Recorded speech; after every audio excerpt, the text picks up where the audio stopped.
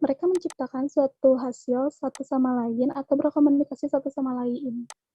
Interaksi sosial ialah hubungan antar individu dengan individu lainnya. Individu satu dapat mempengaruhi individu lainnya ataupun sebaliknya. Jadi terdapat adanya hubungan yang saling timbal balik. Hubungan tersebut dapat antara individu dengan individu, individu dengan kelompok, atau kelompok dengan kelompok. Dalam interaksi sosial, ada kemungkinan individu dapat menyesuaikan dengan yang lain ataupun sebaliknya. Dari pengertian tersebut, interaksi sosial mengandung makna seseorang dikatakan sebagai makhluk sosial karena ia telah berinteraksi dan bersosialisasi. Jika seseorang hidup menyendiri dan tidak pernah berhubungan dengan orang lain, maka ia tidak akan mampu hidup sebagai manusia normal. Oleh karena itu, interaksi sosial merupakan syarat utama terjadinya aktivitas sosial dan sangat besar kontribusinya dalam kelangsungan hidup seseorang di masyarakat. Mungkin sekian dari saya. Materi selanjutnya mengenai interaksi dan komunikasi dini anak dengan hambatan visual dan pendengaran yang akan dibacakan oleh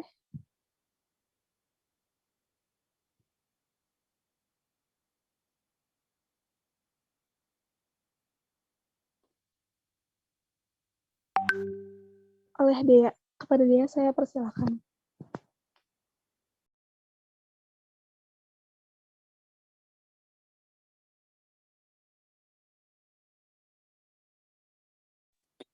Baik, terima kasih kepada moderator. Mungkin bisa slide selanjutnya ya.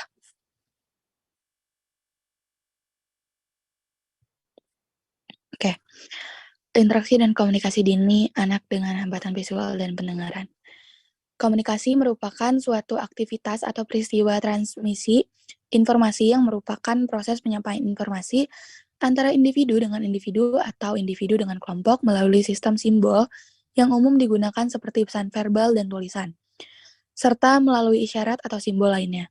Untuk berlangsungnya suatu komunikasi, diperlukan adanya penggunaan sistem simbol yang sama-sama dimengerti oleh pelaku komunikasi sehingga didapatkan kesamaan makna. Apabila dua orang atau lebih terlibat dalam komunikasi, misalnya dalam bentuk percakapan, komunikasi akan berlangsung selama ada kesamaan makna mengenai apa yang dipercakapkan. Kesamaan bahasa yang dipergunakan dalam percakapan belum tentu menimbulkan kesamaan makna. Makna percakapan orang-orang tadi dapat dikatakan komunikatif apabila di antara mereka, selain mengerti bahasa yang digunakan, juga mengerti maknanya. Nah, proses pencapaian kemampuan berkomunikasi pada individu dengan hambatan penglihatan dan pendengaran sejak lahir sangatlah kompleks. Seperti yang diuraikan oleh Van Dijk 2001, yaitu children with congenital blindness often function at a pre-symbolic communication level for a very long period. They have no notion of the gesture, such as hand or mouth movements, which people use to express themselves. Gaining an awareness of this might take many years. A number of persons who are deafblind will remain at a non-symbolic level when they are adults, while others will develop a symbolic language system. Nah, dari pernyataan tersebut dapat ditarik kesimpulan bahwa anak tunarungu tunanetra sejak lahir membutuhkan waktu yang sangat lama untuk memiliki kesadaran akan makna simbol dan memiliki kesulitan dalam mengekspresikan dirinya. Individu awas dan dapat mendengar menggunakan berbagai modalitas sensorisnya untuk menerima berbagai informasi atau peristiwa dengan berbagai kemampuannya serta keberfungsian indera-inderanya tersebut. Maka akan berupaya menata dan mengatur lingkungan sesuai kebutuhan dan keinginannya. Misalnya, memilih makanan sesuai selera, menentukan jadwal rekreasi, keputusan untuk pergi keluar, membawa payung atau jaket karena cuaca mendung akan turun hujan, dan sebagainya. Proses perubahan atau proses rutinitas yang dijalani semuanya disinyalkan oleh penglihatan dan pendengaran yang memungkinkan seseorang untuk mempersiapkan dirinya. Anak atau orang dewasa yang melewatkan tanda atau petunjuk selama proses atau kejadian tersebut karena keterbatasan penglihatan dan atau pendengaran, menganggap bahwa lingkungan di luar dirinya sebagai kondisi atau tempat yang tidak bisa diprediksi sangat tiba-tiba tanpa ada kesiapan antisipasi dan mungkin menakutkan. Pada tingkat yang lebih lanjut, individu dengan hambatan penglihatan dan pendengaran harus bergantung pada itikat baik dan kepekaan orang-orang yang ada di sekitar mereka agar membuat dunia mereka lebih aman dan dapat dipahami. Seseorang dengan hambatan penglihatan dan pendengaran bagaimanapun harus merasionalisasikan dunia menggunakan informasi yang terbatas yang tersedia untuknya. Kesulitan perilaku dan emosional serta sering menyertai hambatan penglihatan dan pendengaran dan merupakan hasil alamiah dari ketidakmampuan anak atau orang dewasa untuk memahami dan berkomunikasi. Belajar berkomunikasi bagi anak dengan hambatan penglihatan dan pendengaran adalah tantangan sekaligus kesempatan yang besar yang dihadapi oleh anak dengan hambatan penglihatan dan pendengaran. Karena dengan komunikasi dan bahasa akan diketahui apa yang menjadi keinginan, kebutuhan, ide, dan pikiran mereka. Kemampuan menggunakan kata-kata atau ekspresif bagi mereka dapat membuka atau memperluas akses, memperlebar upaya mengeksplorasi dunia atau lingkungan yang lebih luas di luar sebatas jangkauan ujung jari. Agar dapat belajar bahasa, anak dengan hambatan penglihatan dan pendengaran menghadapi tantangan keterikatan interaksi dengan kemampuan terbaik mereka dan memanfaatkan diri mereka terhadap kesempatan bahasa yang tersedia untuk mereka. Mungkin hanya sekian yang dapat saya sampaikan, selebihnya saya kembalikan kepada moderator. Terima kasih. Baik, terima kasih kembali Dea. Untuk materi selanjutnya mengenai pengembangan komunikasi reseptif dan ekspresif anak dengan hambatan visual dan pendengaran yang akan dibacakan oleh Revilia. Kepada Revilia, saya persilakan. Ya, baik.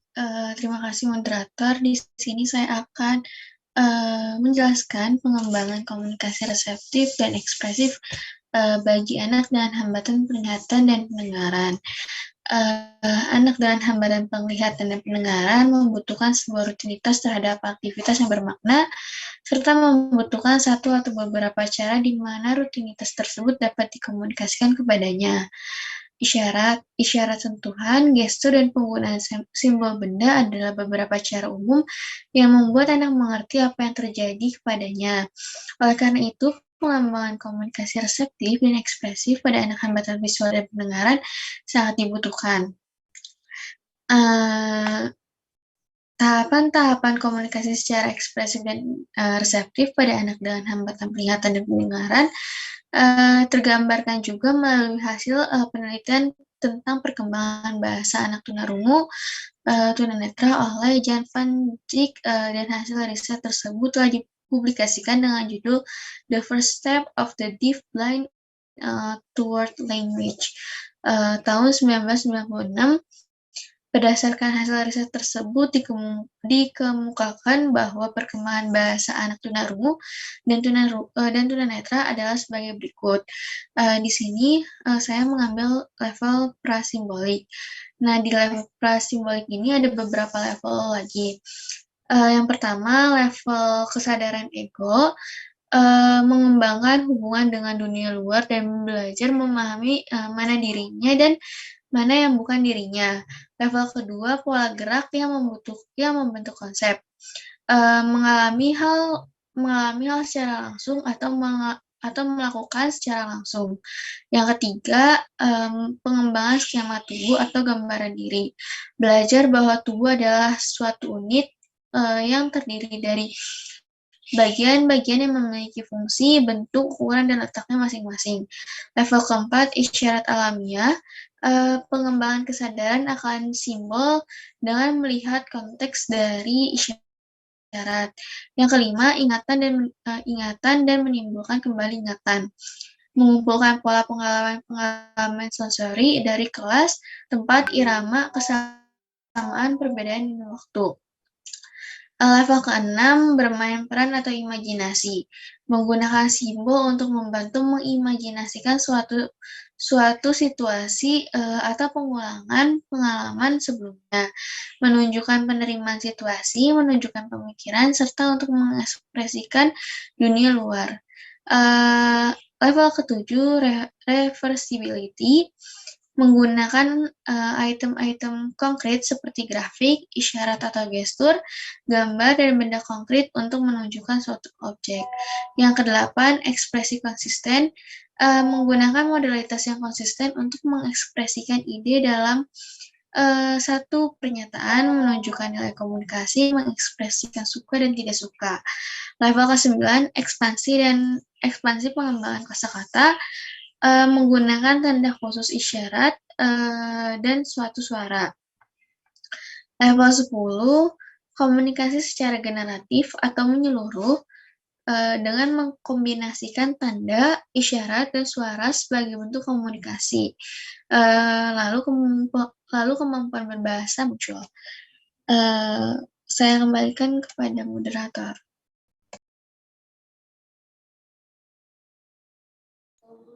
Baik, terima kasih Revilia. Mungkin sekian pemaparan materi dari kelompok kami yang sekarang akan dilanjutkan ke sesi diskusi. Yang ingin bertanya boleh raise hand terlebih dahulu. Untuk termin 1, saya batasi 3 penanya. Boleh raise hand terlebih dahulu.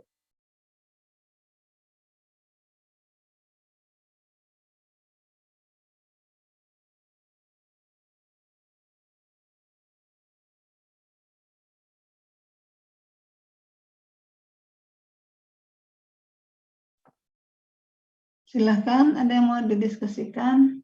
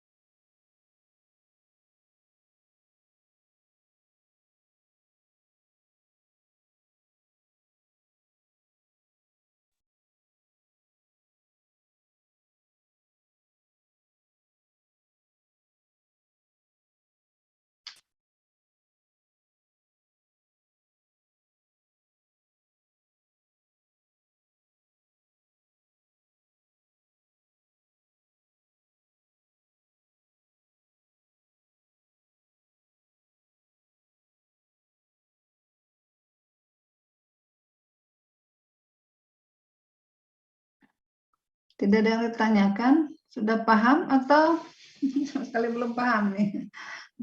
Ya, dua kemungkinan deh. Kalau tidak ada, masih ada nggak? Mungkin Ibu menambahkan materi aja ya. Kalau tidak, kecuali ada yang mau ditanyakan dulu, ada yang mau didiskusikan.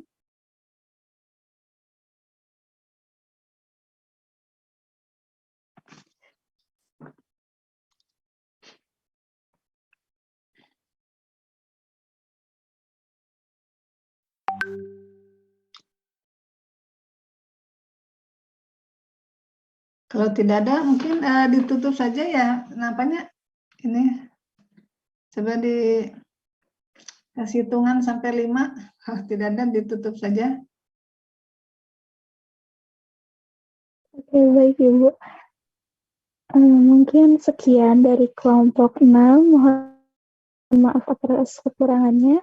Saya pamit. Assalamualaikum warahmatullahi wabarakatuh. Waalaikumsalam warahmatullahi wabarakatuh. Sebagai ini dokumentasi, coba dibuka dulu ya, kita screenshot dulu. Ada yang bisa screenshot yang semuanya tampil, coba dibuka dulu ininya. Di off cam, di on cam dulu.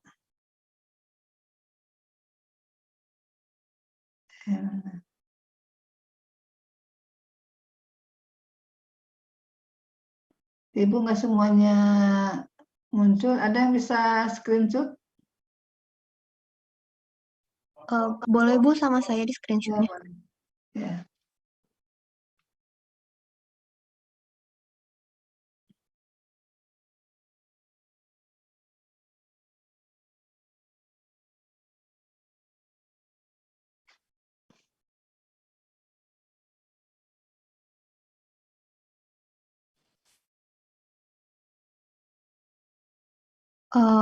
Udah, teman-teman, Ya. atau ada yang mau on cam lagi? Ada apa lagi? Oke. Di hitung ya. Slide pertama. 1, 2, 3. Oke, slide kedua. Bentar. 1, 2, 3. Udah, Ibu.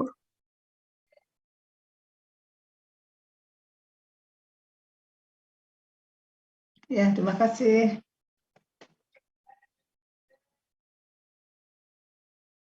Ibu share screen dulu ya, sebentar.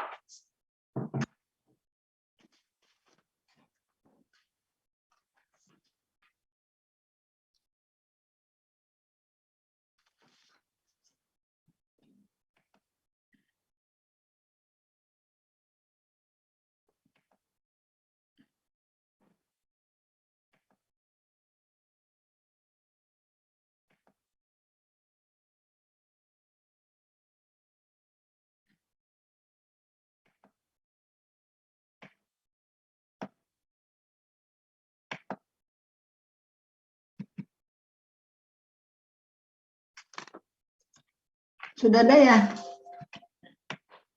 Sudah terlihat? Sudah, Sudah, Ibu. Ibu. Sudah, Bu. Ya, untuk menambahkan materi yang tadi ya, kita membahas dulu mengenai interaksi dini dengan anak penyandang yang buta tuli ya, tadi pelayan. Ini sengaja mungkin yang berat dulu ya, kita bahwa penyandang buta tuli mungkin bisa dipandang sebagai yang berat gitu ya, karena hambatan dari dua sensoris yang vital gitu ya. Nah, untuk pengembangan yang mungkin yang lain-lain mungkin saya kira bisa ya mungkin memodifikasi dari pengembangan interaksi yang ini gitu ya.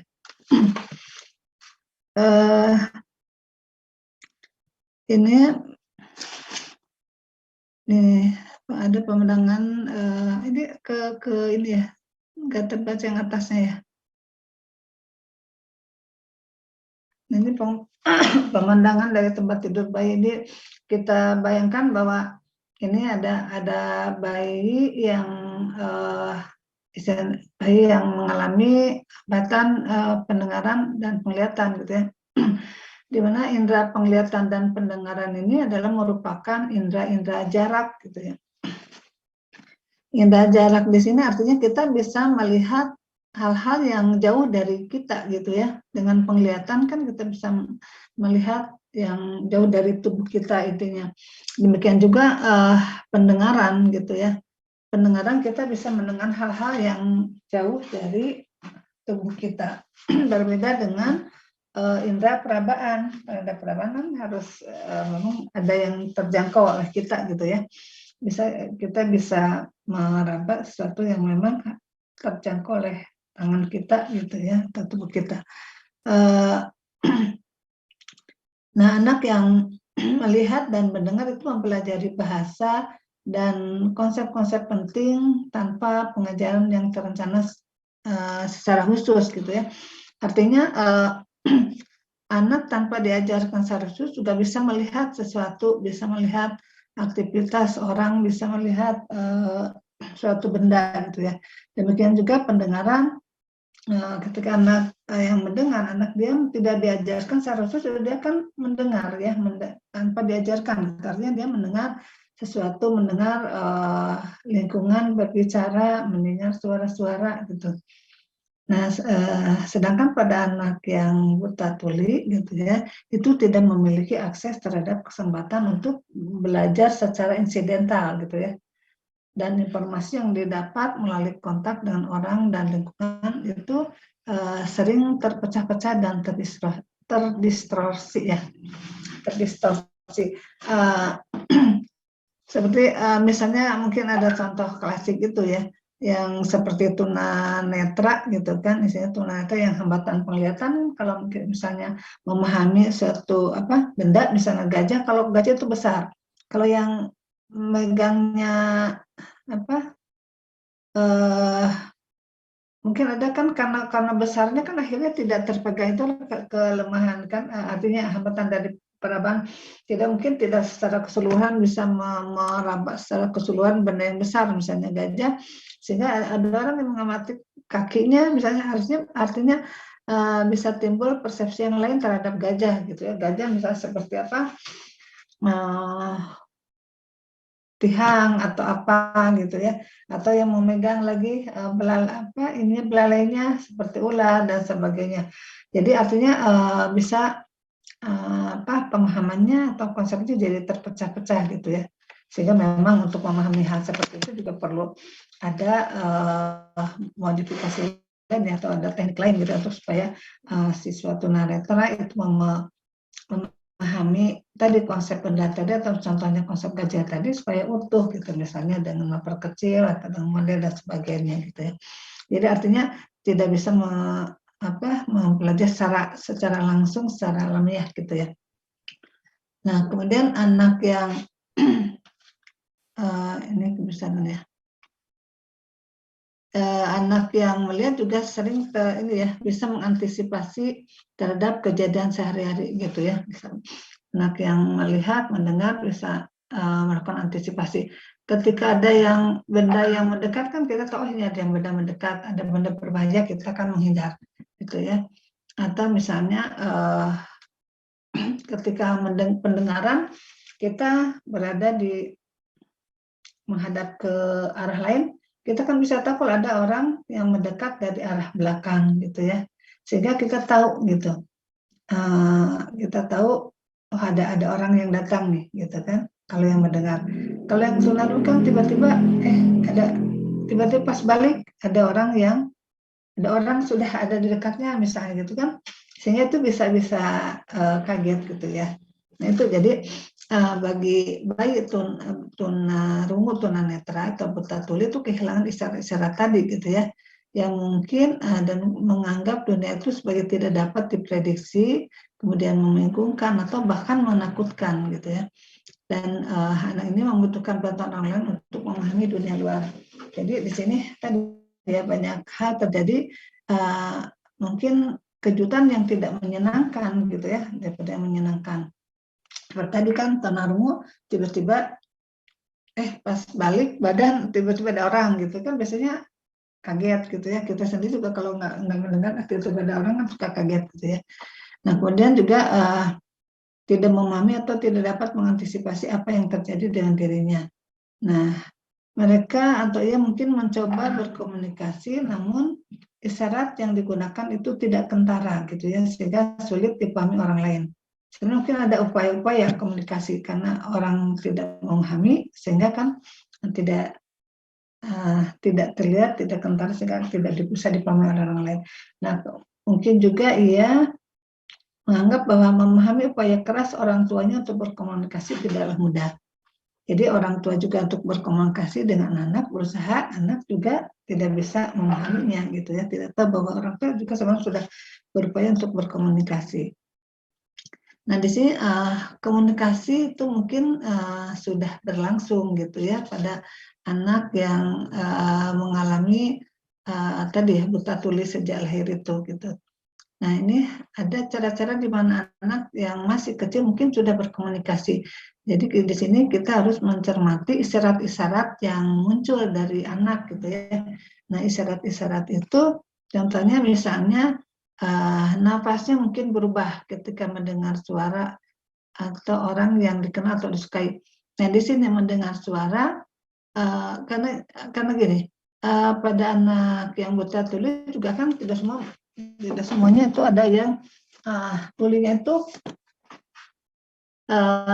yang berat semua. Memang kalau pada anak yang buta ya gitu, ada yang buta total istilahnya ya. Kalau pada tuli atau pendengaran mungkin istilah total itu jarang digunakan karena ini ya, kalau pada tunanetra kan total itu artinya sama sekali tidak ada sinar, tidak ada cahaya atau sama sekali gelap gitu ya. Kalau masih bisa membedakan terang gelap kan itu masih bisa dikatakan buta istilahnya ya. Tapi kalau sudah gelap sama sekali itu kan istilahnya buta total. Nah, kalau dalam pendengaran kan meskipun ada suara bunyi keras gitu ya, bunyi musik keras, nah anak tunarungu kan masih bisa menyadari istilahnya ya, menyadari kekerasan bunyi itu melalui apa kira-kira? Melalui apa? Ada yang tahu? Getaran, Bu. Ya, getarannya. Jadi di sini merasakan getarannya, merasakan vibrasinya ya. Misal pada musik keras kan bisa terdengar ya detakan di dada kita biasanya ya. Sedangkan mereka juga kan hal seperti itu mengalami. Jadi mereka menyadari ada suara meskipun itu nantinya harus ada melalui proses penyadaran bahwa itu adanya bunyi gitu ya. Nah, ini jadi di sini yang tunanetra tunarungu juga mungkin saja ada pendengaran itu yang masih ada sisa pendengarannya ya, mungkin tidak sampai yang berat sekali gitu. Jadi di istilah untuk tunarungu atau untuk hambatan pendengaran itu istilahnya berat sekali, tidak ada yang berat sekali. Nah, cara-cara atau isyarat-isyarat yang lain itu ya selain tadi mungkin nafasnya berubah gitu ya. Nafasnya berubah mungkin terlihat dengan terengah atau mungkin kadang-kadang seperti kalau dalam dada mungkin ada gerak-gerak. Kalau nafasnya berubah mungkin yang kaget kadang-kadang ini ya seperti terlihat di dada itu kan mengembang mengepis gitu ya. Mungkin bisa terlihat seperti itu mungkin ya. Atau mungkin dengan isyarat lain misalnya anak itu membuka mulut ketika sendok menyentuh bibirnya. Jadi ini ketika ini kan dia sudah ini itu juga sebenarnya komunikasi berlangsung. Kan ibu mau memberi makan gitu ya. Ketika baru disentuh karena itu mungkin aktivitas yang sudah berlangsung sehingga anak kan paham lagi ya ketika ada sendok dirasakan seperti itu kan mau makan sehingga dia membuka mulut gitu ya. Maaf. Kemudian tetap menutup mulutnya, maksudnya menutup mulutnya ketika sendok mendekati mulutnya, atau juga mungkin melengoskan kepalanya gitu ya. Biasanya ini misalnya ketika sudah makan dia kan mungkin kenyang ya, untuk menolak kali bahwa saya untuk menginformasikan saya sudah kenyang, nggak mau makan lagi kan tidak bisa secara ini ya, tidak bisa secara verbal gitu kan, atau mungkin mengangkat tangannya seperti itu juga mungkin itu kalau tidak diajar secara khusus kan belum bisa gitu ya. Paling dia mungkin bisa dengan tadi menutup mulutnya. Jadi artinya tidak membuka mulut atau melengoskan mukanya, artinya bahwa dia tidak mau makan lagi misalnya ya. Nah kemudian ketika diajak bermain games gitu ya, atau kalau di kita tuh mungkin ame-ame gitu ya, misalnya diajak bermain misalnya kan dia ketika diajak bermain ame-ame atau misalnya mungkin permainan lain misalnya ya, ketika diajak bermain-main gitu ya, bercanda, nah dia mungkin meraih tangan kakaknya gitu atau orang yang sedang bermain di situ gitu ya. Artinya dengan meraih itu kita harus menafsirkan bahwa oh dia ingin terus gitu ya. Kalau misalnya ketika ini kita berhenti gitu ya. Nah kemudian dia raih lagi gitu ya tangan kita. Nah itu artinya mungkin dia ingin terus bermain gitu ya, ingin terus bermain lagi atau diulang lagi. Nah kemudian juga misalnya kan kadang-kadang kalau dengan anak kecil itu kan suka bermain menggoyang-goyangkan anak di kursi goyang ya, menggoyang, dia duduk kemudian digoyang-goyang gitu kan, atau juga kadang-kadang menggoyang-goyang ke seperti ya pengalaman sendiri ya, biasanya anak masih kecil kan suka duduk di kaki kita gitu ya, nanti di ayun-ayun gitu kan, itu anak akan senang gitu ya digoyang-goyangkan. Nah, ketika berhenti ini, misalnya berhenti goyangannya gitu kan, mungkin dia menggoyang-goyangkan badannya gitu ya. Nah, kita harus memahami bahwa oh dia mungkin mau langsung ya, mau diteruskan lagi, mau diulang lagi gitu ya, mau digoyang-goyang lagi gitu. Jadi sebenarnya mungkin itu tadi ya, komunikasi sudah ada, makanya harus dicermati melalui isyarat-isyarat tadi. Kemudian ini tadi sudah ya. Nah, jadi nanti setelah lama bermain, misalnya ia memiringkan kepalanya ke samping gitu ya, itu mungkin dia artinya sudah bosan, sudah cukup bermainnya. Atau misalnya merangkak ke pintu dan duduk memukul-mukul pintu gitu ya, mungkin ini artinya mungkin dia ingin keluar gitu. Nah, atau misalnya selama mandi ia mungkin menciptakan tangannya ke air. Nah, ketika ia diam sejenak, ibu menciptakan tangannya dekat tangan si anak dan diam sejenak. Nanti akan menciptakannya lagi. Jadi anak akan menciptakan lagi. Jadi misalnya kan untuk bermain ini ya, cipta-ciptakan, sehingga di sini akan terajarkan konsep pergantian gitu ya. Jadi akan tercipta suatu interaksi. Jadi misalnya anak mandi kan kadang-kadang mungkin menciptakan air ya. Nah, ketika diam, nah kita yang menciptakan tangan kita di air itu di dekat tangan si anak gitu kan. Kemudian diam. Nah, diharapkan nanti kan anak menciptakan lagi. Ketika anak diam, mungkin kita menciptakan lagi, sehingga ada itu tadi ya, bergantian gitu ya.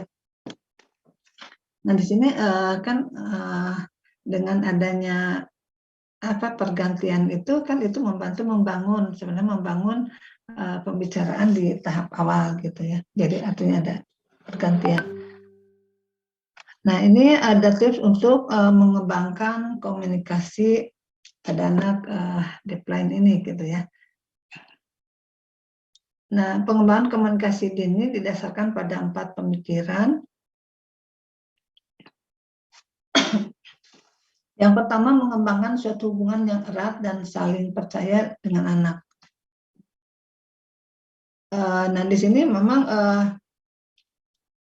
yang pertama kan memang harus ini ya, harus diciptakan dulu ada hubungan yang erat gitu ya, hubungan yang erat dan saling percaya kepada anak. Kita juga artinya karena gini, kalau kita yang erat, saling percaya dan erat itu kan juga harus ada menciptakan hubungan yang apa ya istilahnya tuh, yang ikhlas dari orang gitu ya, dari orang yang ada penuh kasih sayang gitu kan, sehingga ada perilaku yang mungkin tercermin dari sentuhan kita, misalnya yang merasakan dia nyaman gitu ya, sehingga dia percaya pada kita gitu, pada orang yang mengajak komunikasinya gitu ya.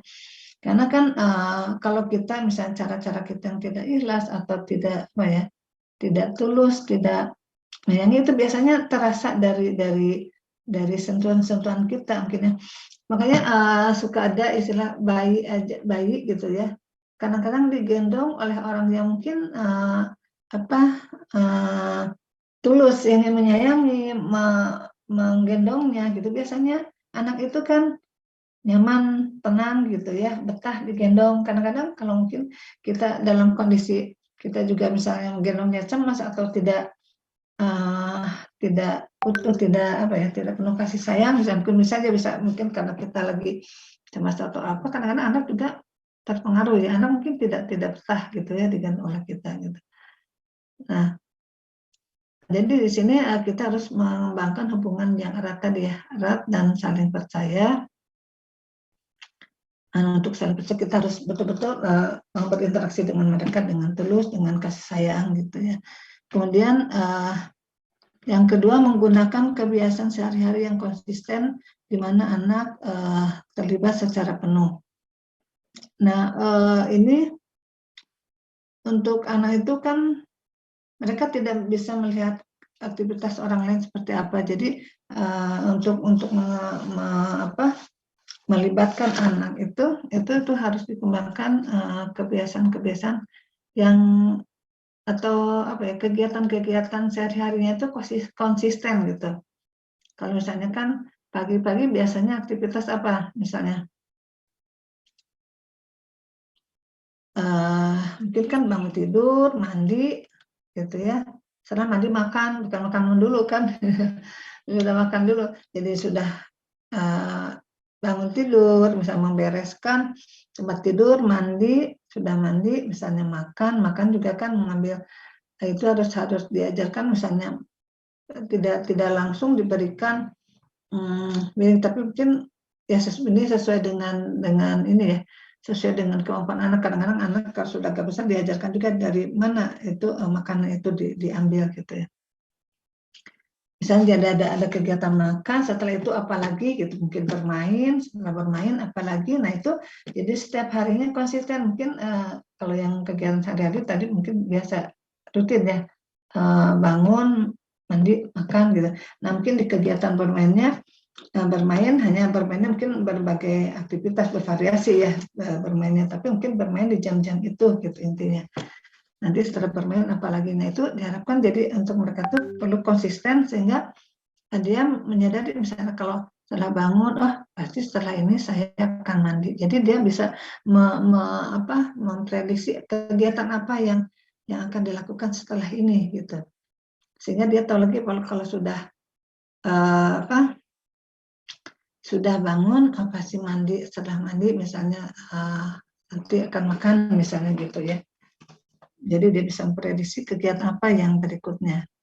Kemudian memberikan isyarat kepada anak sehingga ia dapat belajar mengantisipasi apa yang akan terjadi gitu ya. Di sini misalnya kita akan mengajak anak misalnya untuk berjalan-jalan atau misalnya mengajak anak keluar rumah, mungkin menggunakan motor, menggunakan mobil gitu, atau intinya menggunakan kendaraan misalnya ya.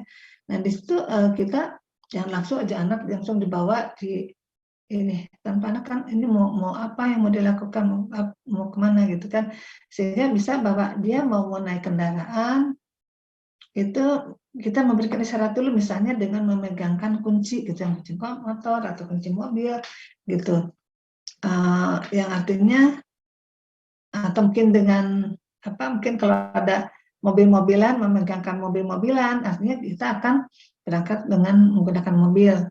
Kalau misalnya ada motoran gitu ya, motor mainan dipegangkan, artinya anak akan pergi dengan menggunakan motor gitu ya. Jadi di sini dia bisa mengantisipasi, tahu apa yang akan terjadi pada dia atau akan apa yang dilakukan gitu.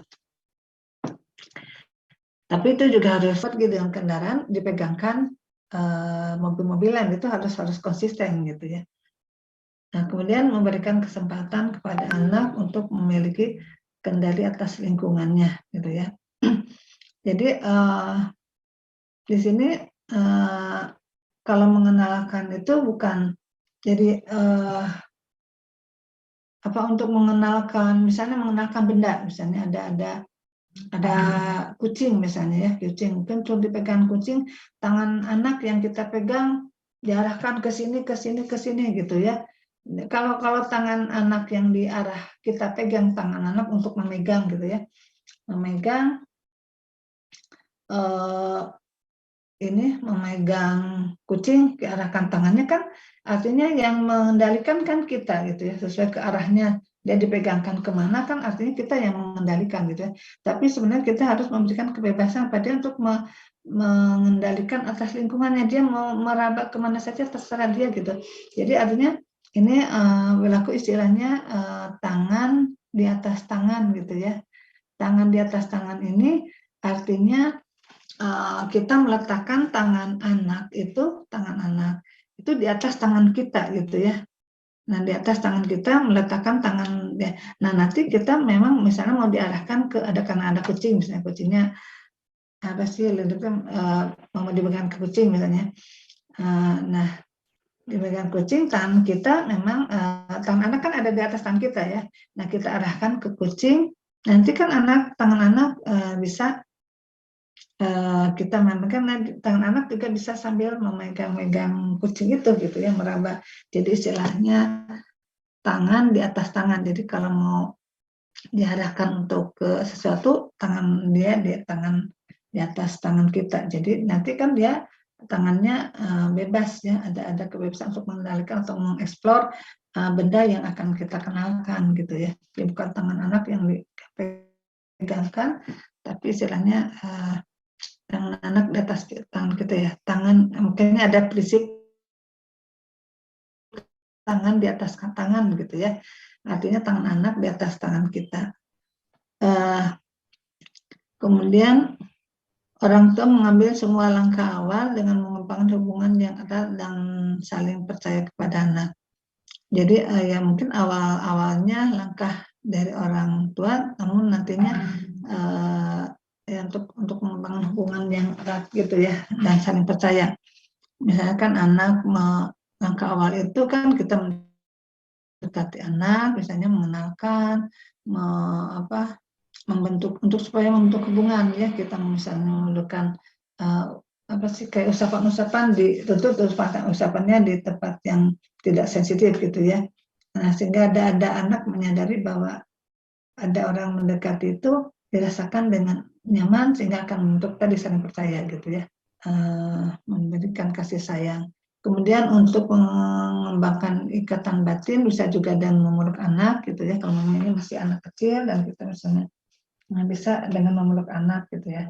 Nah, di sini bayi akan belajar cara orang tua bergerak dan akan merasa aman dan terlindungi saat menghadapi peristiwa sehari-hari dengan orang tua. Jadi dengan cara bagaimana kita memperlakukan anak itu juga akan ada dampak ya dari anak. Ya, mungkin ada kepercayaan, juga bisa sebaliknya ketidakpercayaan gitu ya. Jadi kita harus memberikan pendekatan yang bisa menimbulkan rasa kepercayaan dari anak gitu ya, sehingga anak merasa aman dan terlindungi gitu.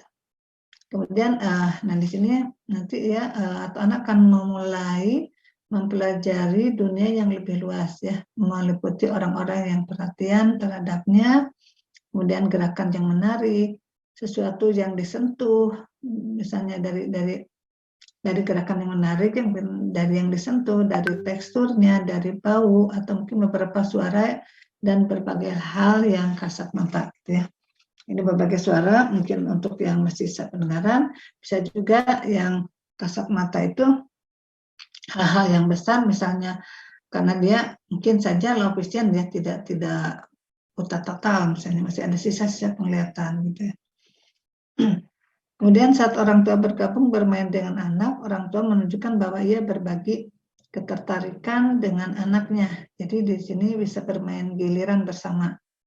Jadi misalnya ketika seperti tadi, misalnya anak ngecipak-cipak air, bisa ada air atau ada sesuatu, ya kita juga ikut bermain. Nanti ada bergantian ya, seperti halnya tadi bercipak-cipak air itu ya gitu.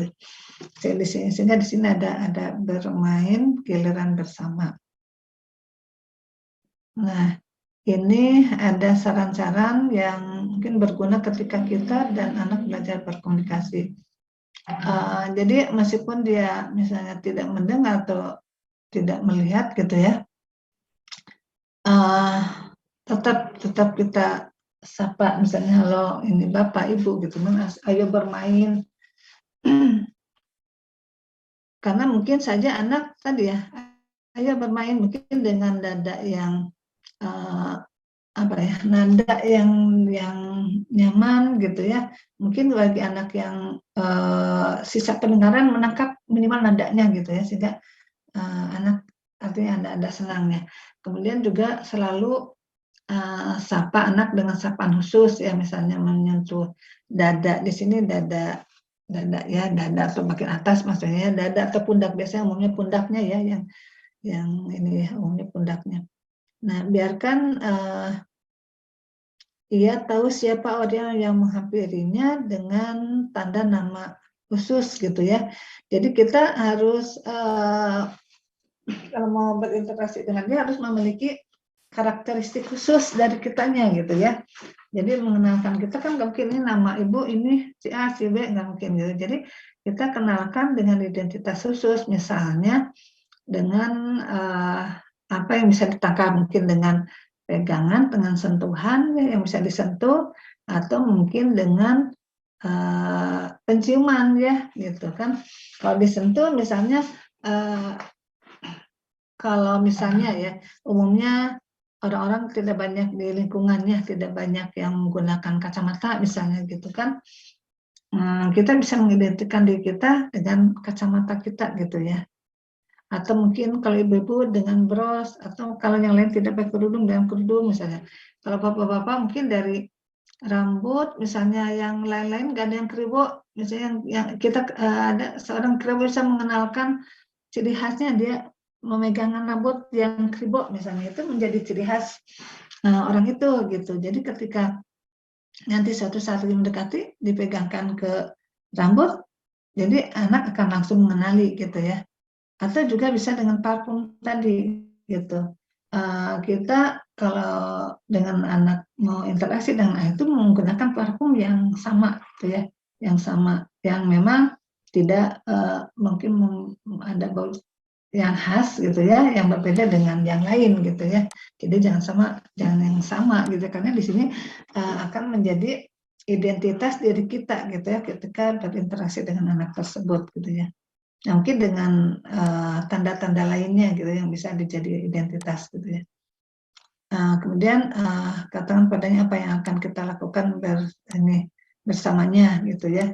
Artinya apa yang akan dilakukan, misalnya kalau kita akan bermain mengenalkan mainan, berarti kan pegangkan misalnya mainan gitu ya. Dan nanti ingatan untuk mengatakan selamat tinggal sebelum meninggalkannya gitu ya. Jadi untuk supaya bahwa kita akan meninggalkan dia gitu, jadi tidak langsung saya tanpa pamit, tapi harus tetap pamit bahwa ini kegiatan sudah selesai, kita akan meninggalkan, itu harus ada tanda untuk artinya selamat tinggal. Bisa misalnya kita dengan melambaikan tangan dan anak tangan di bawah tangan tadi, yang melambaikan tangannya di bawah tangan anak misalnya, atau mungkin dengan cara lain gitu ya. Artinya kita memberikan tanda bahwa kita akan meninggalkan dia gitu, atau kegiatan sudah selesai gitu ya. Kemudian ini kebiasaan dapat diprediksi dengan awal dan akhir yang jelas. Nah, di sini kegiatan rutin apa yang terjadi seharian. Nah, jadi di sini jadi memang seperti tadi ya sudah disinggung bahwa kegiatan bagi anak ini adalah harus rutin gitu ya, harus rutin dan konsisten kegiatan pagi apa gitu, teratur gitu ya kegiatannya. Jadi ini pertimbangkan kegiatan seperti misalnya makan, berpakaian, mandi dan bermain itu bisa misalnya kan mandi, makan, ya mandi, berpakaian, makan, bermain misalnya seperti itu. Jadi rutin gitu ya. Nah, pikirkan bagaimana kita dapat membuat anak tahu tentang apa yang akan terjadi, kapan kejadian itu berawal dan kapan berakhir gitu ya. Nah, misalnya ketika kita tadi mengenalkan mainan gitu, bahwa kita akan bermain-main gitu ya. Misalnya ada tanda-tanda kalau permainan itu akan dimulai apa gitu ya. Misalnya dengan menggelar tikar misalnya, atau karpet gitu ya, menggelar karpet, atau misalnya mengajak duduk di, kalau karpet sudah tergelar, mungkin artinya duduk di bawah, atau misalkan tadi memang kita akan bermain kan sudah dipegangkan mainan ya, kemudian akan duduk, nah dimulai duduk di karpet, atau misalnya dimulai dengan tadi ya di sini mengeluarkan tikar atau karpet misalnya bersama-sama dan duduk di atasnya, itu kan bisa menjadi penanda awal gitu ya. Atau kalau tikar sudah tergelar, misalnya karena karpet swadaya yang sudah paten gitu ya, mungkin anak dengan duduk di bawah di karpet itu gitu. Dan itu dijadikan sebagai penanda awal kegiatan bermain. Nah, nanti di akhirnya adalah misalnya melipat tikar atau karpet gitu ya sebagai penanda kegiatan akhir. Kalau misalnya karpet memang tidak dilipat, mungkin dicari tanda lain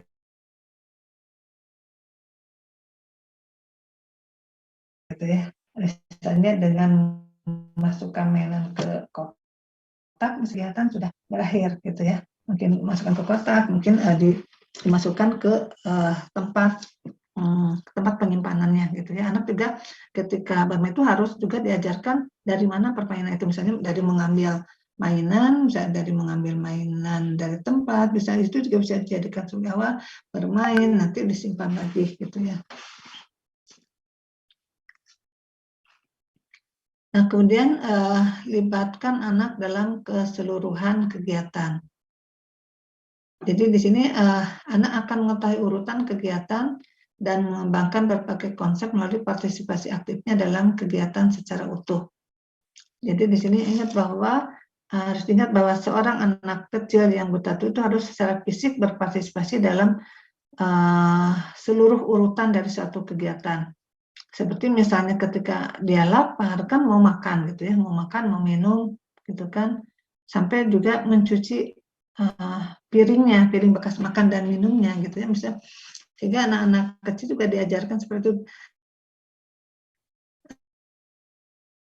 Nah, ini mau makan minum juga bisa kalau sesuai dengan usianya bisa juga diajarkan tadi mengambil piringnya dari rak piring gitu kan, ngambil nasi misalnya dari tempat nasi gitu, meskipun mungkin dibantu dulu gitu ya. Artinya kan anak tidak tiba-tiba oh ada langsung simsalabim makanan ada di meja gitu. Jadi anak harus tahu bahwa makanan itu berasal dari mana gitu.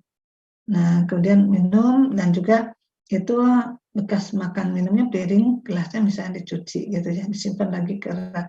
Sehingga itu harus supaya anak menyadari aktivitas-aktivitas yang ada di lingkungan gitu kan. Ada aktivitas seperti itu, nah dia tahu kan tidak melihat ya, jadi dia tahunya kalau dia ikut berpartisipasi secara aktif, secara fisik gitu ya. Kemudian berikan kesempatan untuk membuat pilihan gitu ya. Misalnya ketika tadi misal dalam bermain-main itu kan bisa bermain-main itu ada ketika di ayun gitu ya, ada di ayun, ada di goyang. Nah, dalam hal makanan juga kan misalnya makanan biskuit ya, kue-kue juga kan macam-macam, ada biskuit, ada roti, minuman juga kan ada jus, ada susu gitu ya, dan sebagainya, atau teh. Nah, permainan juga ada dengan tangan atau ada permainan dengan kaki. Jadi di sini dia diberikan kesempatan untuk membuat pilihan gitu ya. Misalnya dengan pilihan makanan, jadi ketika makanan misalnya anak mau diberikan makanan, berikan dulu 2 gitu kan, berikan 2, dia pegang 2, tapi nanti yang dipegang-pegang mana gitu ya, yang harus diambilnya kan 1 gitu ya. Nah, nanti ini dia pegang dulu, nanti mana yang mau dimakan gitu ya, demikian juga minum. Misalnya atau permainan juga berikan misalnya 2 mainan, nanti mainan apa yang mau dimainin. Nah, misalnya dia kan meraba-raba dulu gitu kan, meraba-raba dulu, nanti kalau misalnya tandanya dia mau memainkan sesuatu, biasanya meraba-raba dulu 2 mainan itu, nanti kalau merabanya terus, artinya kan dia mungkin memilih mainan tersebut gitu ya, untuk dimainkan misalnya. Jadi di sini memilih mainan sebelum dimainkannya dia. Tadi kalau anak itu diberikan mainan, nah dia dipegang lama, nah itu artinya dia ingin memilih mainan tersebut. Nah, bila masih ada sisa penglihatan, kita dapat menunjukkan mainan secara bergantian ke arah penglihatannya. Nah, bila tidak ada dan menyentuhkan ke tangan anak. Jadi di sini ya. Jadi kita mencermati mana yang disentuhnya lebih lama gitu ya di sini. Jadi biar kita menebak mana sih pilihannya gitu ya. Kemudian ingat untuk berikan kesempatan, jadi berhentilah sejenak gitu ya, untuk supaya timbul dia ada kesempatan untuk meminta lagi misalnya gitu ya. Nah di sini beberapa anak butuh waktu lebih lama untuk memproses informasi yang mereka terima, sehingga kita harus memberikan waktu yang cukup gitu ya agar mereka merespon. Dalam hal memilih saja kan kita mungkin ada anak yang harus diberikan cukup lama gitu ya, lama mau main apa gitu kan, kita untuk memberikan pilihan kita juga harus menunggu respon yang mana gitu ya, sehingga di sini bila anak telah memilih mainan tertentu, mainkanlah. Nah setelah cukup berhenti sejenak, nah tunggu dan biarkan dua tangan kita dan mainan sangat dekat dengan tangannya gitu ya. Jadi kalau lagi bermain, nah berhenti dulu gitu kan. Jadi kira-kira anak sudah cukup belum gitu kan. Nah di sini dia dapat memiliki kendali kan atas permainan itu dengan misalnya mengatakan lagi gitu ya. Nah mengatakan lagi kan bukan berarti mengatakan lagi secara verbal gitu ya. Nah di sini kita dapat memperlambat permainan dan melakukan banyak tidak. Di sini memberikan kesempatan pada anak untuk memberikan tanggapan. Jadi misalnya tadi ketika bermain, tangan kita masih ada di dekatnya kan, ada mainannya. Kita berhenti gitu. Kalau memang dia lagi bermain kan mungkin ada respon dari anak. Mungkin memegang-megang tangan kita gitu ya, artinya bermain lagi gitu. Jadi kita tetap ya artinya apa, berhenti sejenak itu penting untuk juga memberikan supaya anak memiliki kendali atas permainan gitu. Jadi dengan berhenti sejenak gitu ya. Kemudian ini cermati isyarat. Nah, tetaplah waspada terhadap isyarat yang mungkin diberikan anak, bahwa ia siap berkomunikasi dan berpartisipasi dalam permainan bergantian. Ya tadi kita kan sudah dibahas tadi ya, kita mencermati isyarat-isyarat yang mungkin di ekspresikan oleh anak. Interaksi komunikasi. Mungkin ia juga menjejakkan kakinya, menggerakkan tangannya, membuat suara misalnya suara-suara tertentu ya, menyentuh tangan atau benda berbunyi atau isyarat lainnya.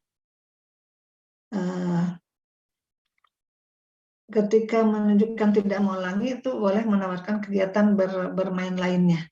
Misalnya dia menjejakkan kakinya, menggerakkan tangannya mungkin, atau misalnya menunjukkan dia sudah bosan dengan mainan itu, mungkin kan ada respon-respon ya, kita cermati respon yang muncul, apakah dia dari responnya itu ingin sudah bosan atau ingin masih senang gitu kan.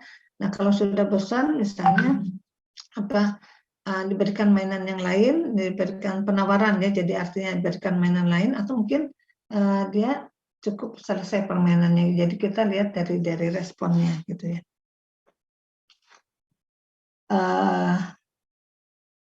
Ini tidak terlihat ya, artinya nanti kita lihat reaksinya apa ingin berhenti atau mungkin melanjutkan interaksi. Kemudian cermati sedikit gerakan badan atau tangan yang mengarah pada seorang atau benda. Nanti cermati tangan yang menggapai, gerakan kaki, senyuman, atau mungkin mulut terbuka. Nah, tetaplah melakukan kontak fisik dengan anak atau biarkan dia bersandar pada kita. Nah, biarkan tangannya menyentuh kita atau duduk cukup merapat dengan kaki bersentuhan. Supaya nanti kalau dia ada responnya, jadi kan maksudnya supaya tangan kita biarkan tangannya menyentuh kita atau kaki bersentuhan itu supaya kalau dia ingin sesuatu, ingin lagi kan dia tidak mencari, artinya bisa memberikan respon atau reaksi dengan ini ya, menyentuh tangan atau menyentuh kaki kita yang memang berdekatan gitu. Jadi dia tidak mencari-cari atau dia tahu bahwa kita ada di dekatnya gitu ya. Kemudian istirahat kalau anak sudah merasa bosan dan perlu istirahat, misalnya menjauhkan muka atau badan, misalnya bersandar ke belakang gitu ya. Mungkin mengeraskan badan atau rewel atau menangis atau menarik diri, itu tandanya mungkin anak sudah bosan ingin istirahat ya. Atau misalnya asik dengan dirinya sendiri, menggoyang-goyang kepalanya, menekan mata atau menutup mata atau mulut, atau mengalihkan perhatian ke benda atau kegiatan lain ya, atau bisa menarik selimut atau mengisyarat jari atau jempol, itu menunjukkan mungkin anak sudah bosan dengan kegiatan itu gitu ya. Jadi di sini penting untuk membaca isyarat atau memberikan respon yang tepat gitu ya. Jadi kita penting untuk membaca isyarat dan juga untuk memberikan respon yang tepat. Nah, ini ciptakan, bisa juga mungkin dengan menciptakan permainan kita sendiri gitu ya. Jadi mungkin sekarang anak akan lebih memilih salah satu permainan kesukaan yang diciptakan, maksudnya diciptakan bersama gitu ya. Nah, di sini menjelajahi dunia bersama. Nah, ini ada istilah tangan di bawah tangan. Jadi tangan di bawah tangan itu bukan tangan kita yang tangan anak di atas, tangan di bawah tangan kita ya, tapi tangan anak tangan kita yang di bawah tangan anak, jadi tangan anak ada di atas ya. Sehingga kalau kita ini atau istilahnya apa? Kenapa tangan di bawah tangan? Ada kenapa tangan di bawah tangan? Istilahnya enggak tangan kita yang di atas tangan. Ada yang ini, ada yang memiliki pemikiran kenapa sih tangan di bawah tangan gitu, atau tangan anak di bawah tangan kita gitu, bukan tangan kita di atas tangan anak.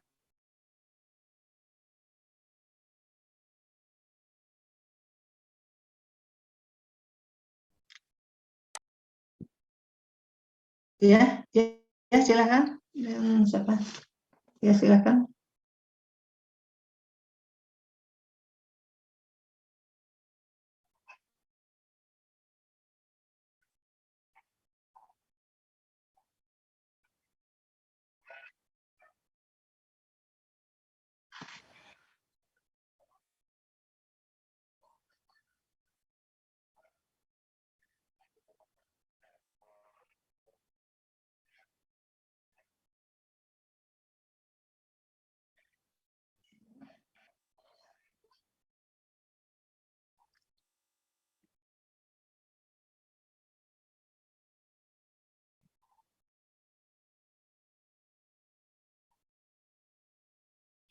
Dua tangan ya.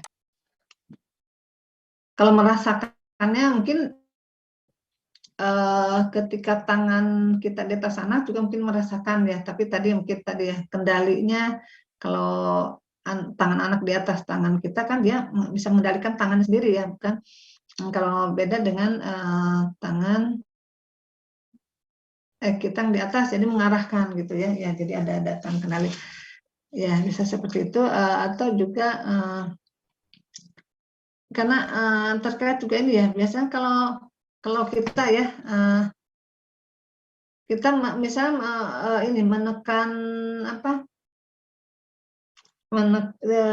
membuat garis-garis gitu ya, garis-garis A misalnya, garis A di tangan dengan tangan terbuka gitu ya, coba dirasakan kita membuat garis-garis atau A atau huruf-huruf atau garis-garis dengan tangan telapak terbuka atau telapak tertutup. Kita membuat garis-garisnya di ini mana yang lebih terasa, ketika tangan telapak terbuka atau menutup, atau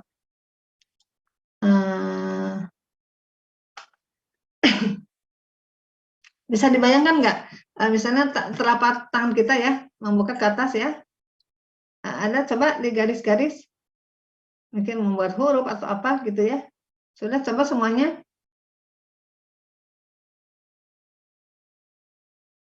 Terasa nggak? Ya kalau terasa sih terasa gitu. Coba bedakan gitu ya, mana yang lebih terasa maksudnya.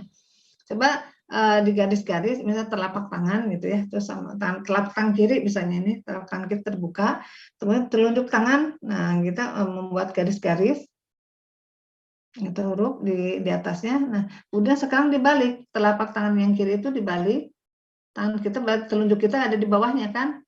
Nah, kita garis-garis, ada perbedaan nggak terasa di telapak tangan kiri itu? Perbedaan ketika kita menggores-gores di atas dan di bawah.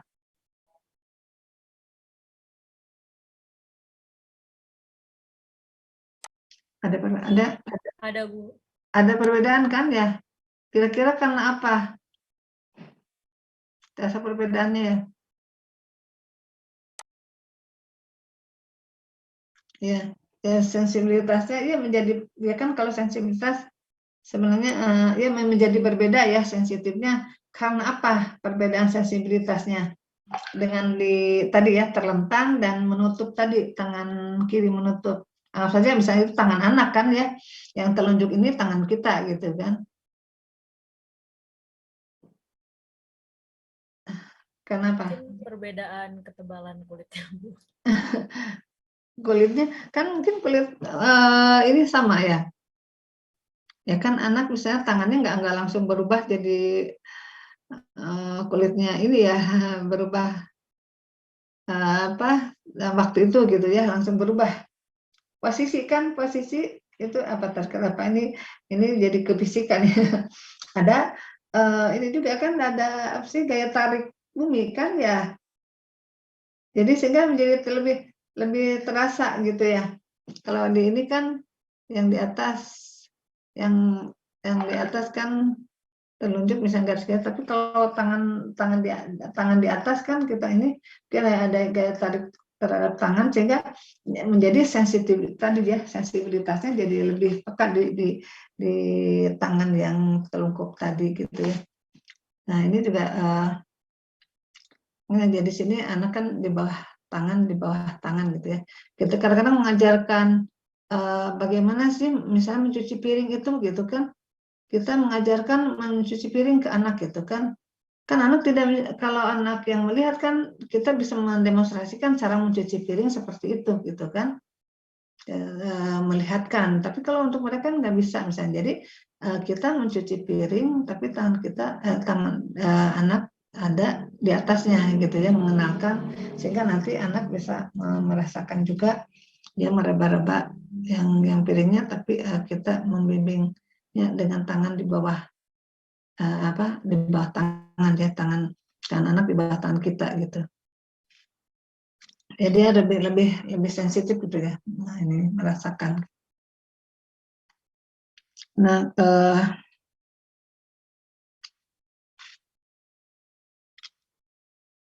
kemudian membantu anak memahami bahwa orang lain berbagi pengalaman yang sama dengan dirinya itu merupakan faktor penting dalam membangun hubungan dan self esteem ya. Saya percaya diri supaya di sini kan bahwa orang lain itu mau berbagi pengalaman dengan dirinya gitu, sehingga dia juga menjadi ada timbul rasa percaya diri gitu ya untuk melakukan sesuatu gitu. Kemudian tangan seorang yang buta itu menjadi telinga, mata, dan suaranya gitu ya. Jadi mengenalnya kan dia tuh dengan sentuhan gitu ya, sebagai telinga, mata, dan suaranya. Sehingga ada yang buta tuli seperti hanya Helen Keller itu juga kan menggunakan tangannya untuk berkomunikasi, kan ada metode Tadoma itu gitu ya. Metode Tadoma itu kan dia merasakan jadi ketika orang lain bicara dia memegang bibirnya, dagunya gitu. Jadi merasakan dari gerakan-gerakan mulut dan dagu, rahang gitu ya, dia bisa membaca apa yang diucapkan oleh orang tersebut gitu. Itu metode Tadoma. Jadi tangan itu menjadi telinga, mata, dan suaranya ya. Nah, bila ia mengeksplorasi mainan, bergabunglah dan meletakkan salah satu jari kita secara lembut di bawah bagian tangannya, gitu ya. Jadi supaya nanti kita mengenalkan lagi ke mainan yang lain, hanya diarahkan saja, nanti selanjutnya kan anak-anak bisa mengeksplor sendiri gitu. Dan bila kita ingin menunjukkan sesuatu kepadanya, doronglah anak itu agar meletakkan tangannya di atas tangan kita. Nah, ketika kita menggerakkan ke arah benda itu, maksudnya ketika kita menggerakkan ke arah benda itu ya, dengan cara kita bisa mengeksplorasi bersama-sama. Nah, nanti kemudian kita menarik tangan kita gitu, sehingga dia bisa bermain sendiri.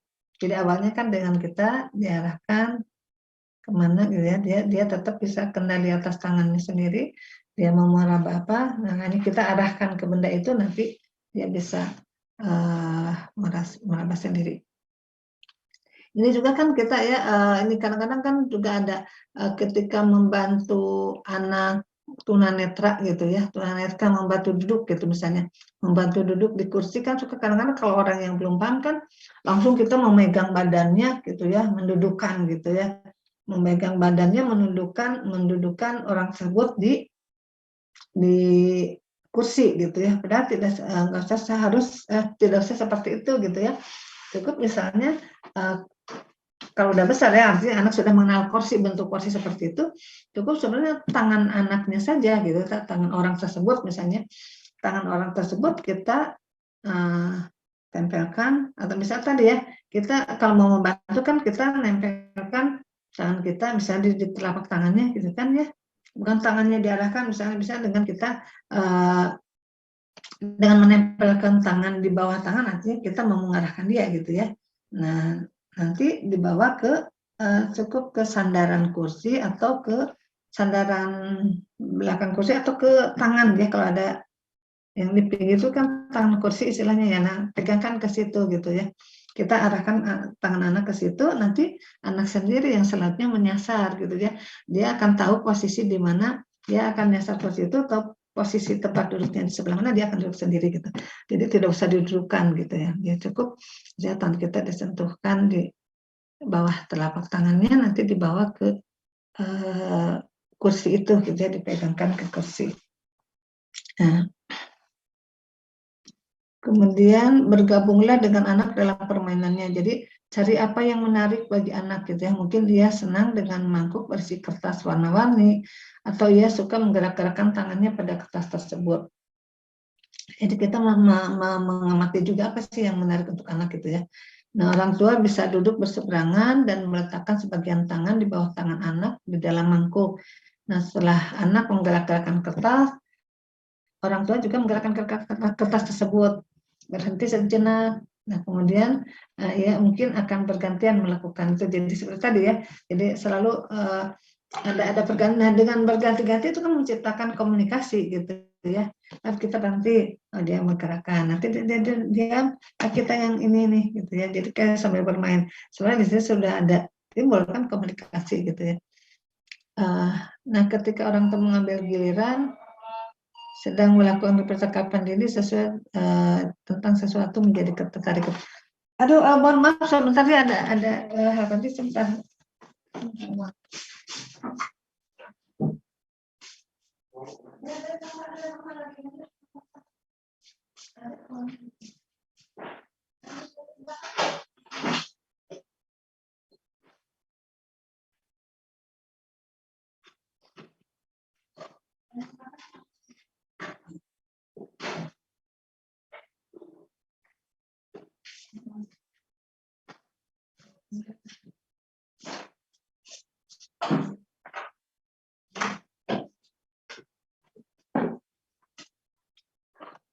Masih ada waktu ini? Oh, sedikit lagi ya. Kemudian dorong untuk menggunakan semua informasi sensorik. Nah, jadi bantulah anak-anak untuk belajar menggunakan sisa penglihatan dan pendengarannya untuk kegiatan-kegiatan yang fungsional dan untuk menafsirkan pandangan dan suara yang terbatas ya. Kemudian dekati anak secara perlahan dan beritahu bahwa orang tua siap berinteraksi. Dan di sini jangan memberikan kejutan dengan sentuhan atau suara yang tiba-tiba atau tidak terduga gitu ya. karena itu akan menggunakan kegiatan yang mungkin tidak mengenakan ya, tidak nyaman. Nah, orang tua meniru suara dan tindakan-tindakan, kemudian juga orang tua mengundang anak untuk melakukan giliran. Nah, nanti orang tua membiarkan anak tahu bahwa orang tua berbagi ketertarikan dengannya. Jadi artinya mereka menyadari bahwa kita tertarik bermain dengannya gitu ya. Dan nanti berikan sentuhan dan isyarat benda secara konsisten untuk menandai awal suatu kegiatan dan gunakan gerakan dan kontak tubuh selama berinteraksi. Ini masih ada, ini memodifikasi lingkungan. Nah, jadi di sini ciptakan ruangan yang jelas bagi anak untuk bermain dan bereksplorasi. Jadi lingkungan juga harus desain, artinya harus menciptakan lingkungannya yang jelas, yang aman bagi anak ya. Berikan umpan balik dengan dan kontras visual yang optimal.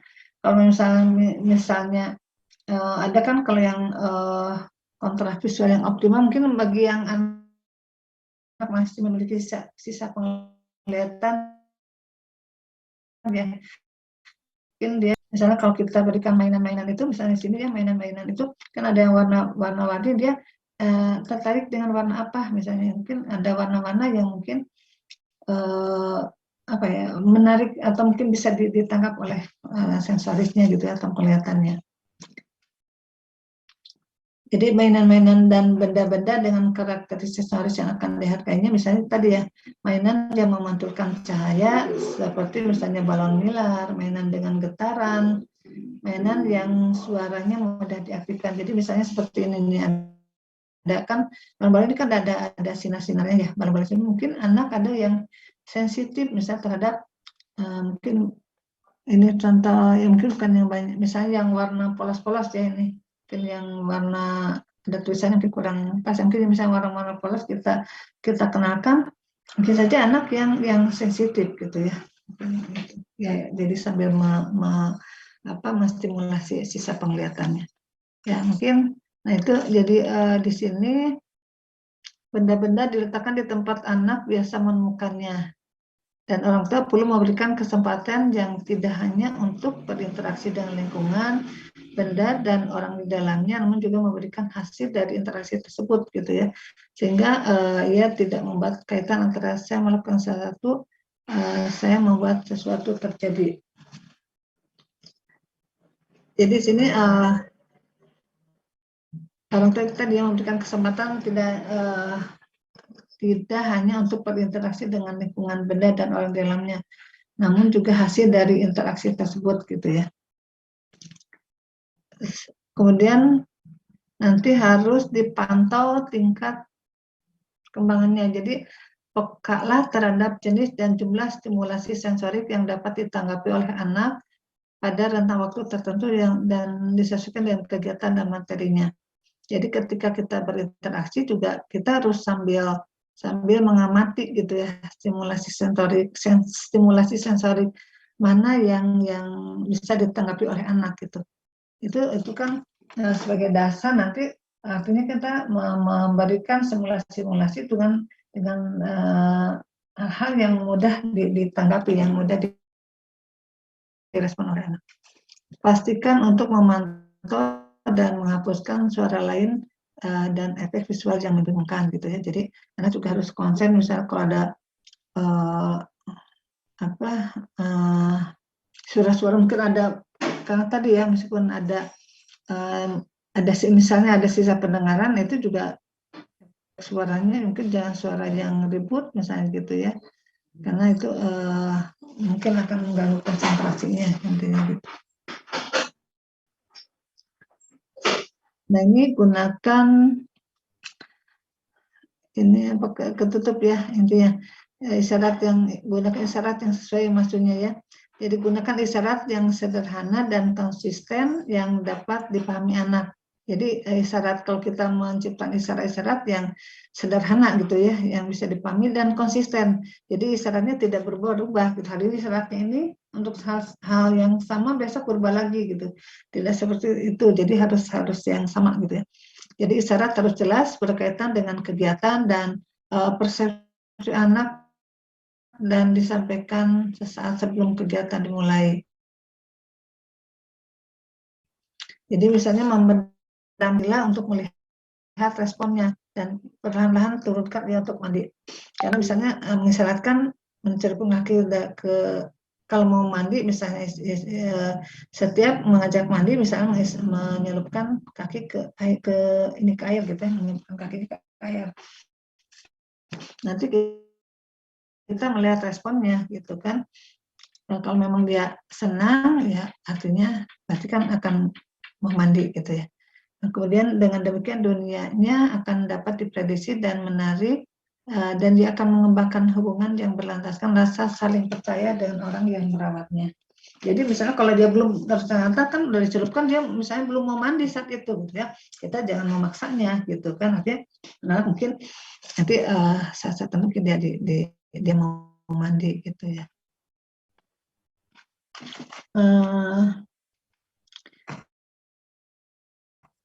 Ini masih banyak ininya. Nanti ini mungkin di share saja ya karena waktu sudah habis, Ibu ada perkuliahan lagi. Nanti mungkin untuk materi tambahannya Ibu share di hotspot ya, di spot ya, di spot saja ya. Atau sementara ada yang ditanyakan dulu, nanti Ibu di share saja karena waktunya udah habis. Nanti sekalian juga ada untuk pengembangan komunikasi ya, bahwa nanti ada bagaimana mengembangkan komunikasi reseptif dan ekspresifnya gitu ya pada anak yang buta tuli ini gitu ya. Sampai mungkin tadi ada tahap-tahapan pengembangan komunikasi tadi gitu ya. Mungkin ini juga ada tahapan-tahapan lain yang mungkin yang bisa dikembangkan pada anak gitu. Jadi tahap komunikasi dari yang prasimbolik sampai kepada simbolik gitu ya, bagaimana gitu ya mengembangkan komunikasinya dari reseptif dan ekspresif. Nanti di share saja ya ini. Ibu ini dulu, Ibu stop share dulu. Ada yang ditanyakan dulu?